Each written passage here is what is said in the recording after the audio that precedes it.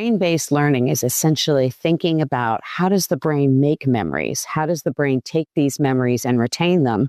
How can we retrieve them and actually change behavior? In today's episode, Evidence-Based Teaching, Principles of Brain-Based Learning, we explore how students learn best and how nurse educators can apply brain science to enhance teaching. Welcome to the Lippincott Spark, Illuminating Nursing Education podcast. I'm Dr. Kelly Drees. Join us as we ignite your passion for nursing education and leadership.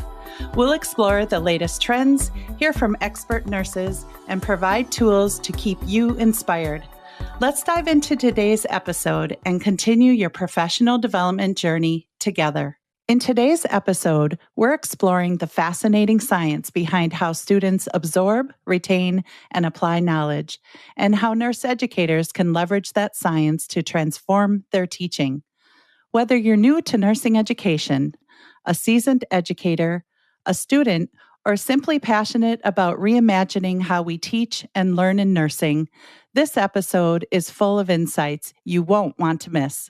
I'm thrilled to introduce today's guest, Dr. Judy Herman. A true pioneer in nursing education, Dr. Herman is an author, a speaker, and a mentor with a deep passion for brain science. She's reshaping the way we think about teaching and learning in powerful, practical ways. Let's get started. Hello, Dr. Herman. Thank you very much, and thank you for inviting me. I'm so excited to be here. Absolutely. This is an exciting topic. I'd love to start off by asking a little bit about how this all started. You know, I look at your work and it's deeply rooted in understanding how the brain learns, how it works. And so what first sparked your interest in brain-based learning, right? And how has it influenced the way you approach teaching in nursing? Kelly, that's such a great question, and it has a rather long history, but I'll try and keep it somewhat brief. So I'm a pediatric nurse. I will continue to call myself a pediatric nurse. And about 25 years ago, I was noticing that there was a lot in the literature, in the public literature for parents, for lay people, about newer discoveries about adolescent brain development. And newer technologies like the functional MRI was showing us not only how the adolescent brain works, but where different types of actions and thoughts originated. So as a pediatric nurse working with adolescents in reproductive health, and also as a mother of 2 teenage boys and 1 preteen, I always wondered, how did that adolescent brain work? Yeah. In fact, one of my sons said to me, very funny, he said one day, "Adolescent brain, isn't that an oxymoron, Mom?" I was pretty proud that he actually knew that word. So I delved into the world of adolescent brain development, but all the time I was teaching in nursing. So there was this kind of parallel universe where I was exploring adolescent brain development. I developed a program of research on adolescent sexual decision-making that ended up being my dissertation, and worked on Nice. things like intimate partner violence and decision-making.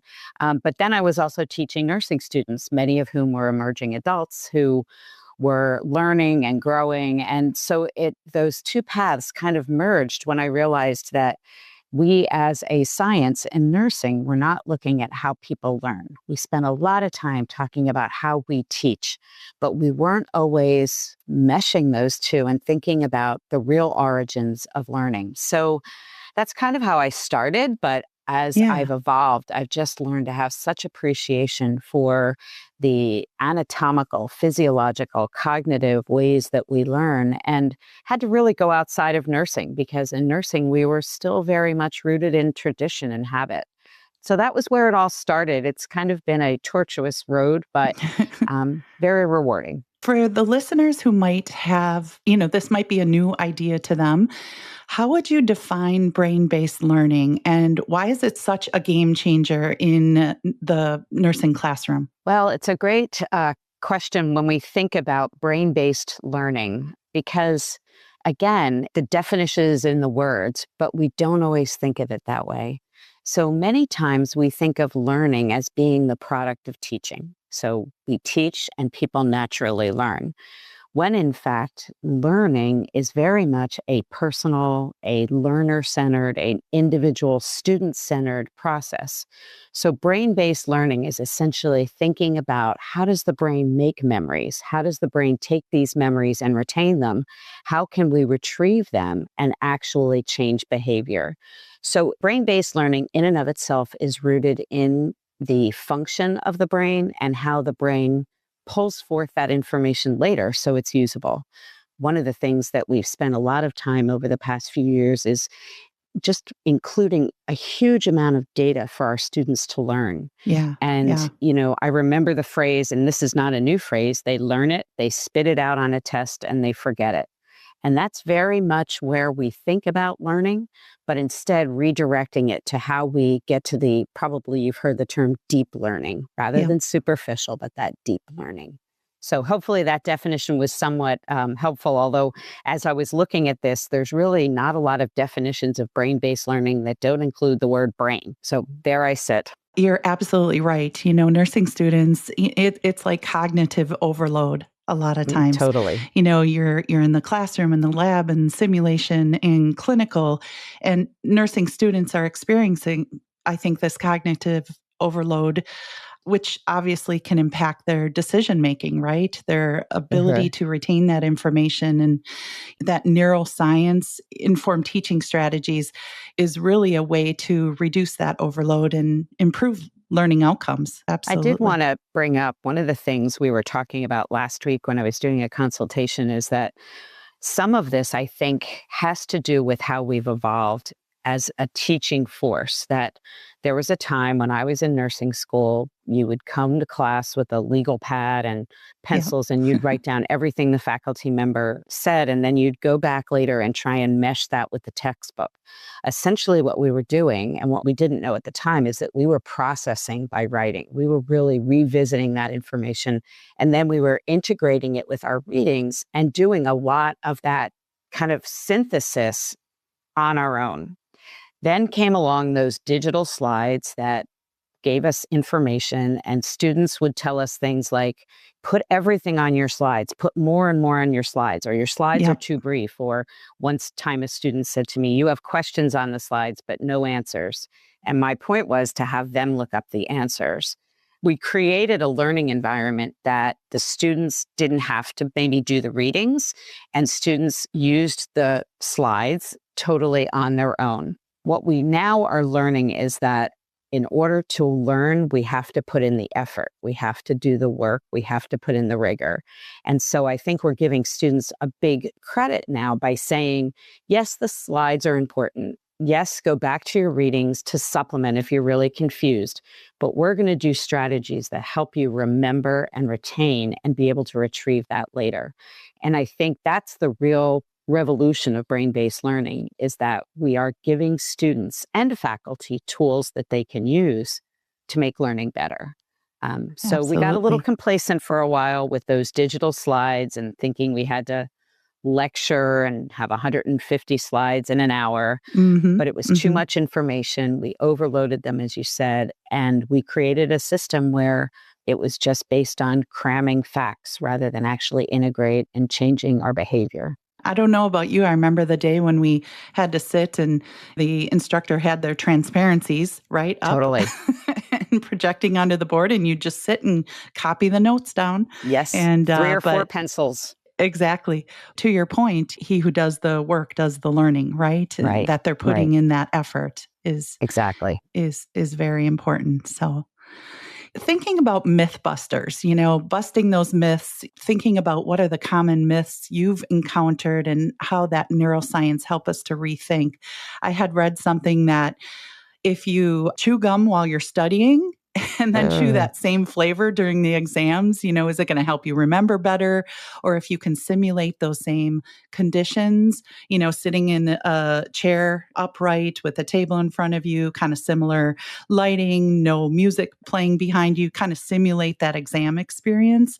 Or like this whole notion of sleep, right? Should you study before sleep? Are you going to retain it better? So I'm just wondering about some of those myths that you might have heard that you'd like to talk about today.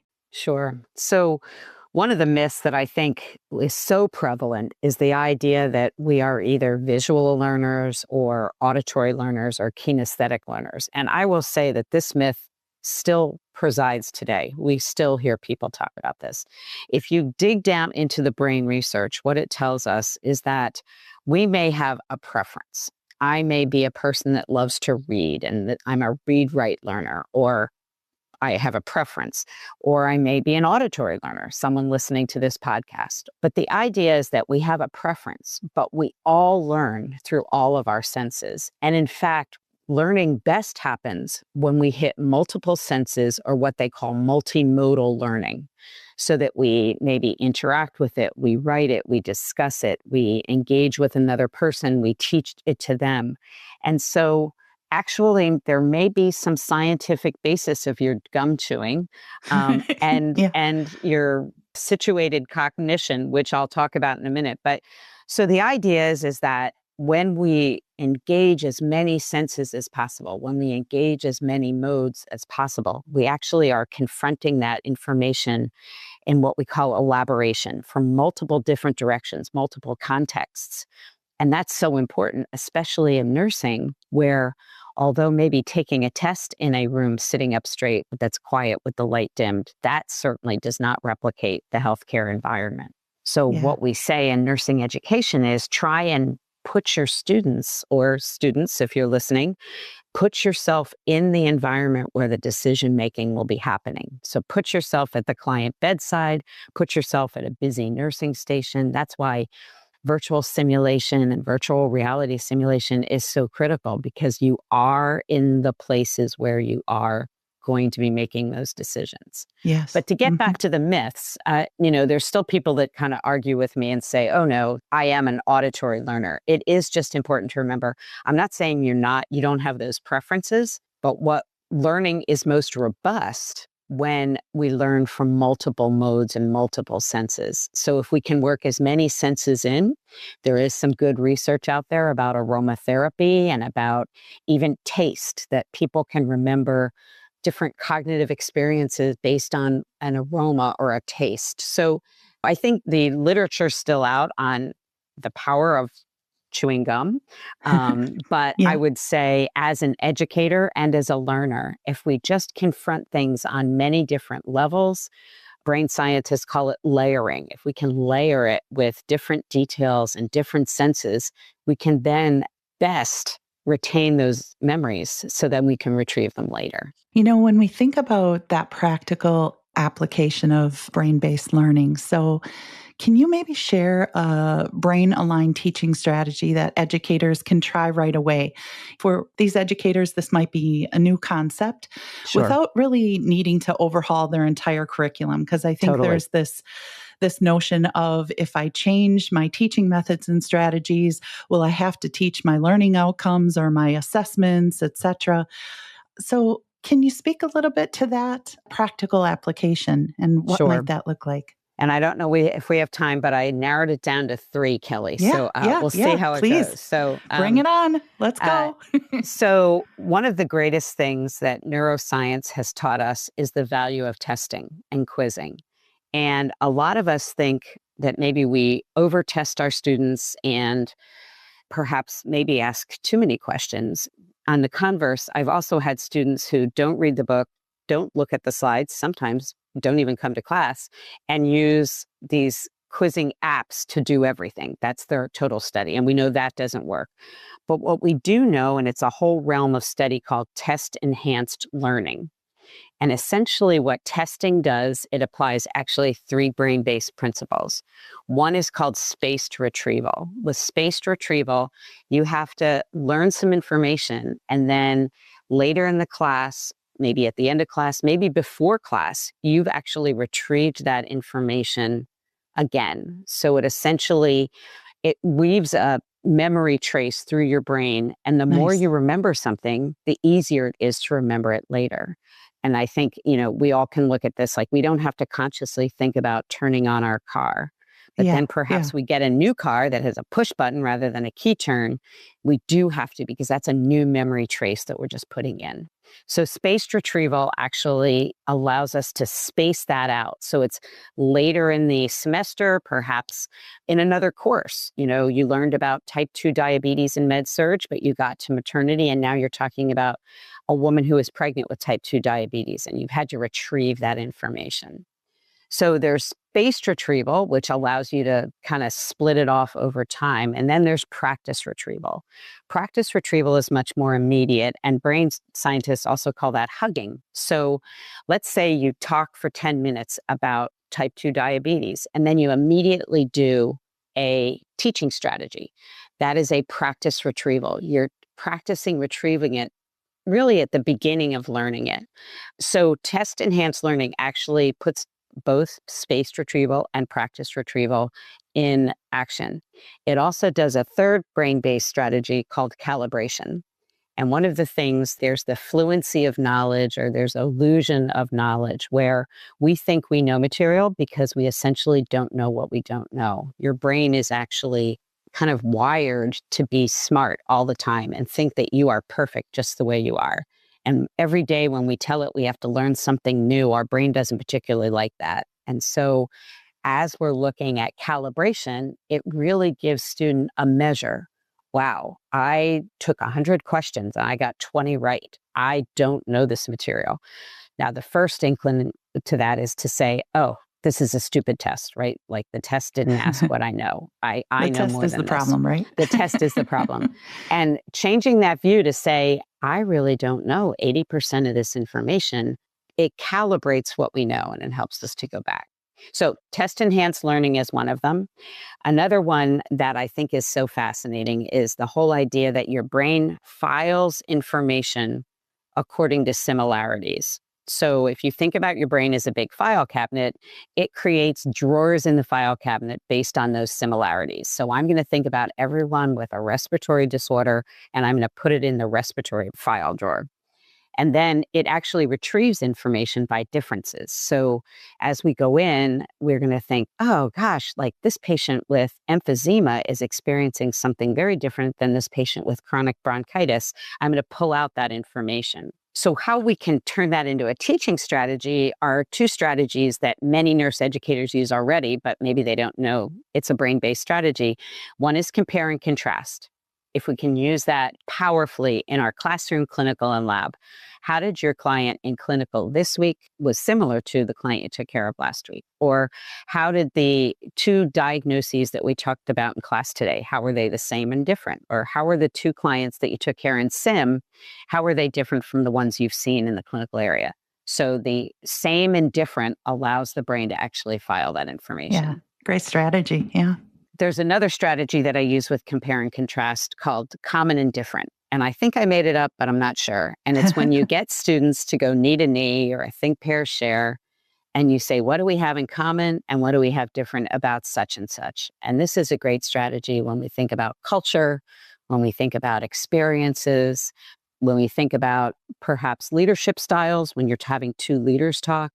I ask nurse instructors, how are you similar and different when you implement active teaching strategies? So again, by finding the common and the different, it really brings people together to really process. And that's what we're doing here. All we want to do is enhance the time and the effort that the brain puts into processing information so it can be filed and be really elaborate and layered and then retrieved later. I was reading that one of the NLN reports, and it talked about these active learning strategies, which you just explained, really grounded in that brain science. And if we're really using it to that extent, we'll see they say a 25 to 50% improvement in, student knowledge, retention, and clinical reasoning, which is just fascinating. It works, right? Right. Because we've seen the literature, students are forgetting up to, I think it was 70% of new information within the first 24 hours of learning it, unless it's taught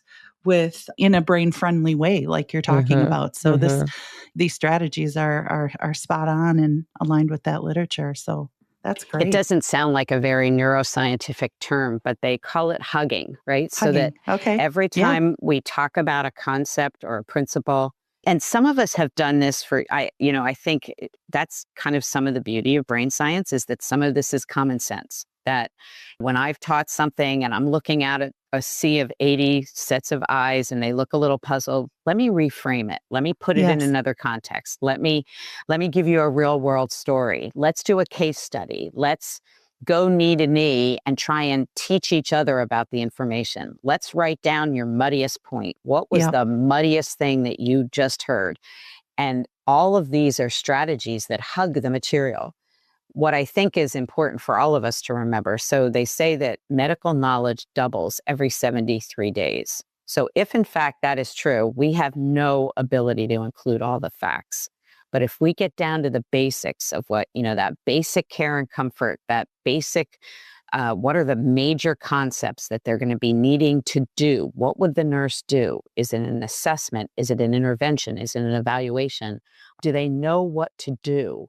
Is really grounding us in that clinical based knowledge rather than trying to cram with facts. There's a lot of great information, Kelly. I don't know whether you've seen it about students spend so much time with what they call mass storage, cramming facts. Yes. And Yes. that's that stuff that you are exactly right. It goes in one ear and out the other. It Yeah. can't be remembered. When it goes back to what you were talking about, that spaced learning. Tell them what you're going to tell them, and then tell them what you told them and space it out. And, Wrap it that in a nice repeated, little package and chunk yeah, it that up. repeated exposure, Hmm. right? You Hmm. have to continue that over time. And, And it, learners need that. One mm-hmm. of the things that I think about there was a great study written that talked about you can't listen when you're writing. And so even just getting students to sit down with each other and compare notes, because while I was writing, I wasn't listening. And while you were writing, you weren't listening. But if three of us get together, we could really compare those notes and process and highlight and put it in patient context. Like, what would a patient look like who had this and this? And how would I prioritize these three patients? And Yeah. getting students to interact and be alive with the information, feel like they're, that veritable private investigator trying to Mm-hmm. dig through great information. I think we need to rekindle that excitement about the information. I think that's part of it. Which is very exciting. And I think sometimes you read that whole notion of making that emotional connection to the information as well through patient stories, right? Those simulations, those patient stories where you just feel connected because, as we know, kind of the brain encodes that emotion rich kind of learning experience, and it's very, very deep. And I think of the example of being able to use a strategy such as a day in a life with this particular disease or ailment or such, and that is so powerful because you start to begin to have that empathy and that connection with somebody who has a colostomy or diabetes or etc. One of the things you mentioned before, Kelly, was sleep. And I did want to bring up Yeah. that there's a whole science behind this.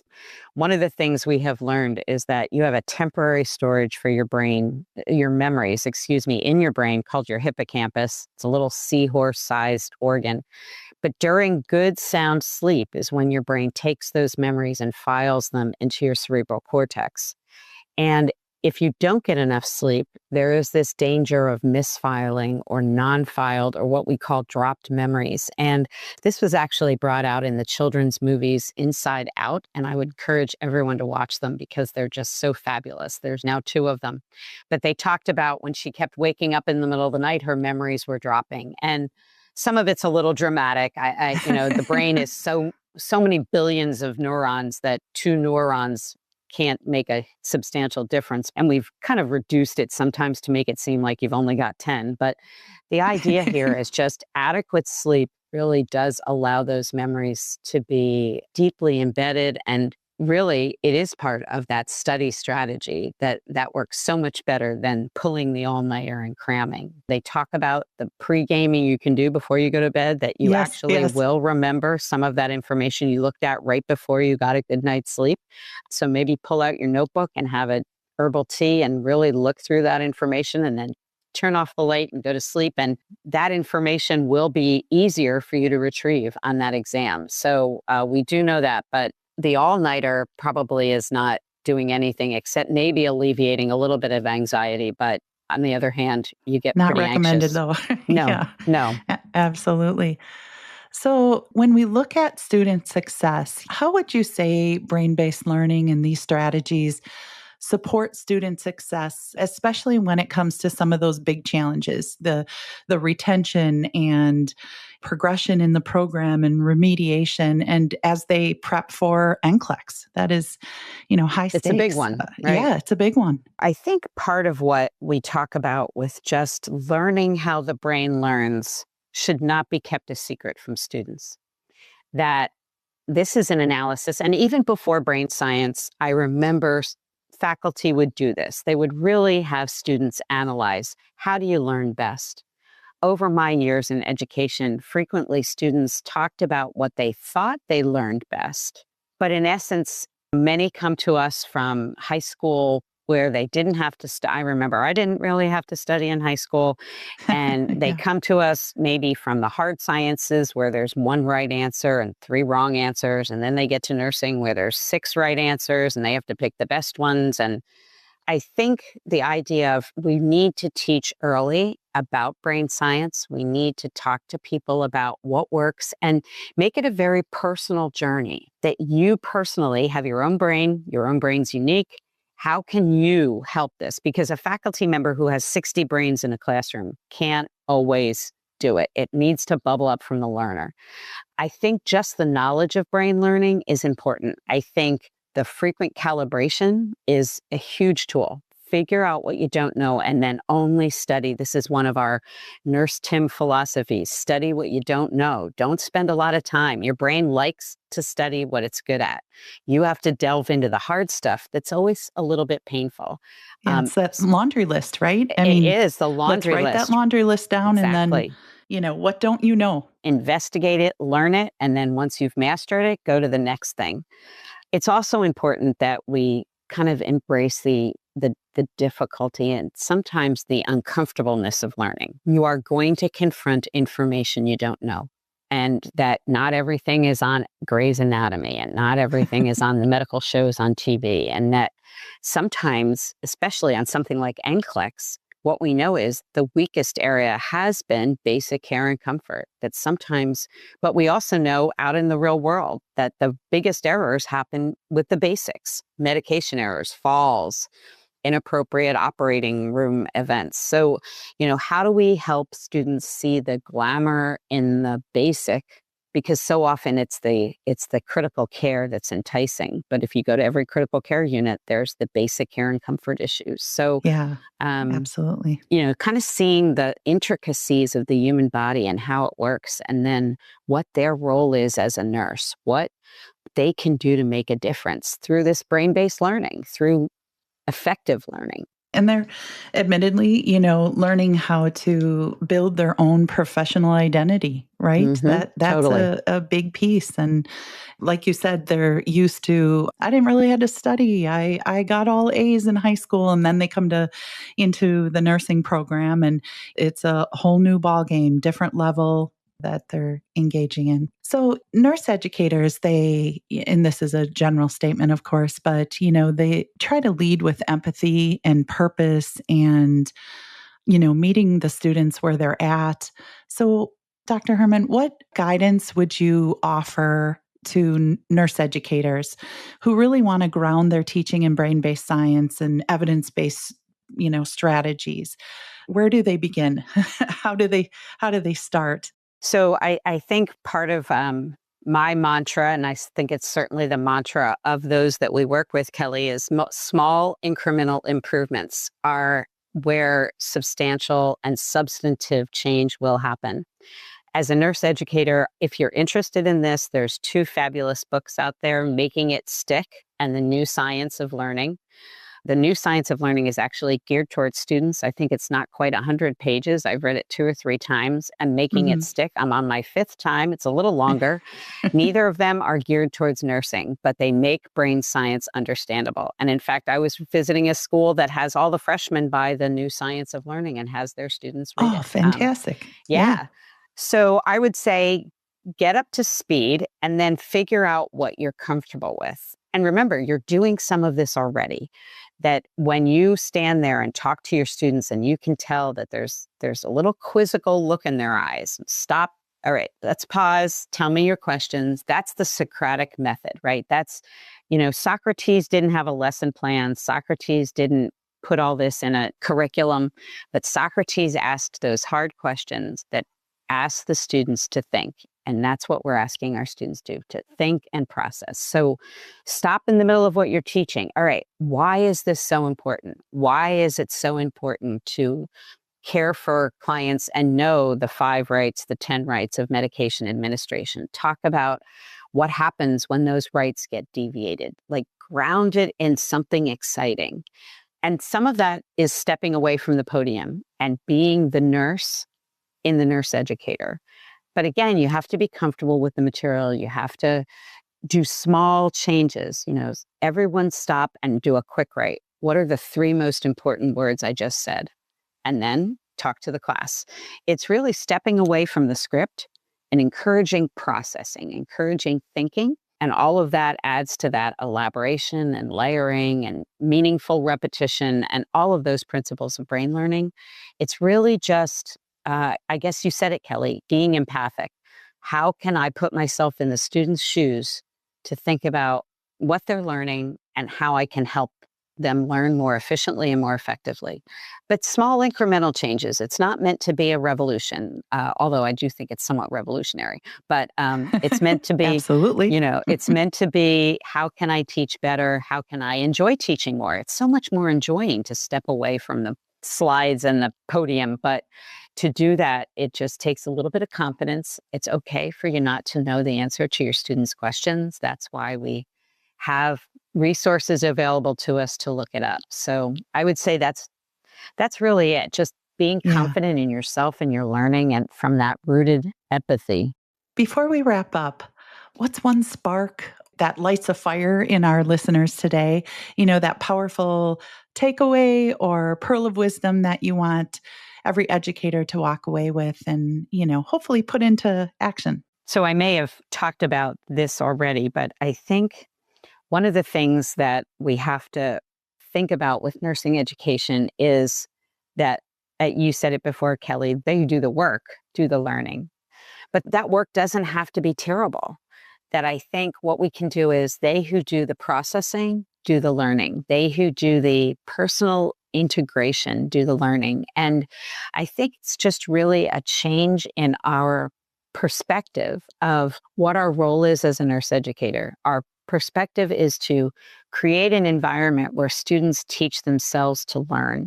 There's another book out there called The 1 Minute Teacher that talks about you as a teacher are a facilitator, you're a guide, but that the learner really is the one that mans the ship, that is able to really know their own limitations, their own desires, their own preferences. But it always needs to include some level of work and rigor. But that rigor doesn't have to be miserable. That work can be fun. And finding that, happy spot between what is busy work and what is work that is helping me retain and learn and make a memory that later I'm going to be standing at a patient's bedside and retrieving, to me is one of the most rewarding things as possible, to watch that light bulb go on in our learners. And hopefully that is something that people can take with them today. That is so exciting. Thank you so much, Dr. Herman. I really appreciate you sharing, your passion and your insights. And you've given us a lot to think about, both the science and the strategies to teach more effectively, really.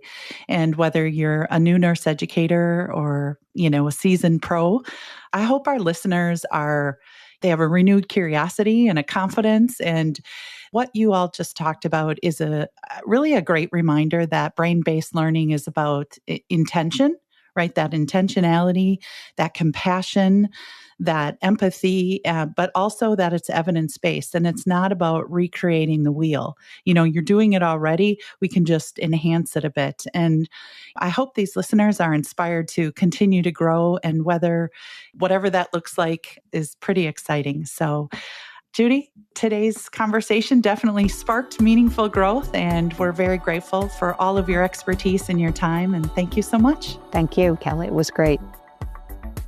Thank you for joining the Lippincott Spark Illuminating Nursing Education podcast. Enjoy this episode, subscribe, share, and leave us a 5-star review. For more information, click on the link below to learn more about Lippincott Nursing products and services. Until next time, keep leading, learning, and making a difference in nursing education.